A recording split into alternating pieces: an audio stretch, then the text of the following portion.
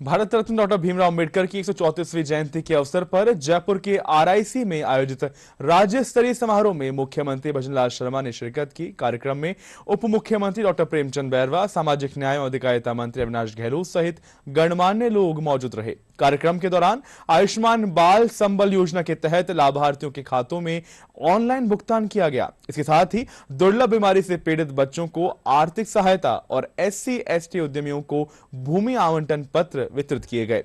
कार्यक्रम को संबोधित करते हुए मुख्यमंत्री ने कहा कि बाबा साहेब ने दुनिया को ज्ञान और समानता का मार्ग दिखाया। समारोह में मुख्यमंत्री ने पंचतीर्थ भ्रमण योजना की शुरुआत की। इसके तहत बाबा साहेब की जन्मस्थली सहित अन्य स्थलों की निःशुल्क यात्रा करवाई जाएगी। महापुरुष के कार्यों के बारे में जाने और उनके विचारों को समझे, इसके लिए हमारे यशस्वी प्रधानमंत्री श्री नरेंद्र मोदी की पहल पर ये बाबा साहब अम्बेडकर के जीवन से जुड़े 5 महत्वपूर्ण स्थानों को पंच तीर्थ के रूप में विकसित किया गया है। इन पंच तीर्थों में बाबा साहब की जन्मस्थली मऊ, दीक्षा भूमि नागपुर, महापरिनिर्वाण भूमि दिल्ली, चैतन्य भूमि मुंबई और शिक्षा भूमि लंदन को शामिल किया गया है। प्रधानमंत्री श्री नरेंद्र मोदी जी ने 26 नवंबर को संविधान दिवस के रूप में मनाने की शुरुआत कर बाबा साहब को देशवासियों की तरफ से सच्चा सम्मान दिया है।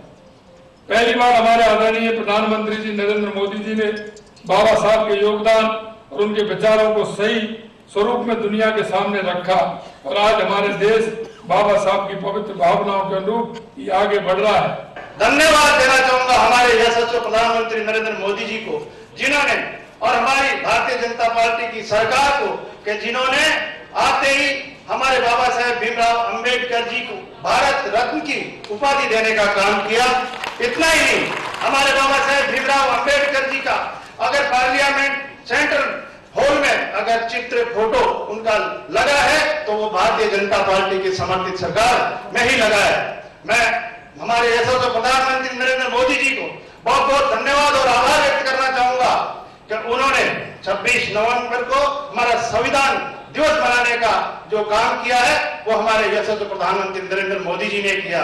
भारतीय जनता पार्टी ने चुनाव से पहले घोषणा करी कि अगर हमारी सरकार राजस्थान में आएगी तो बाबा साहब अम्बेडकर की जीवनी से जुड़े पंच तीर्थ यात्रा शुरू करेंगे और यहाँ के प्रदेशवासियों को हम लोग तीर्थ यात्रा कराने के लिए भेजेंगे। आज बड़ा सौभाग्य का दिन है कि हमारे प्रदेश के विकास पुरुष भजनलाल शर्मा जी के द्वारा एक बस को रवाना किया गया है और इससे तीर्थ यात्रा का शुभारंभ आज से हुआ है और आने वाले समय में चरणबद्ध तरीके से प्रदेश के लोगों को बाबा साहब अम्बेडकर की इन पंच तीर्थ की यात्रा करवाई जाएगी।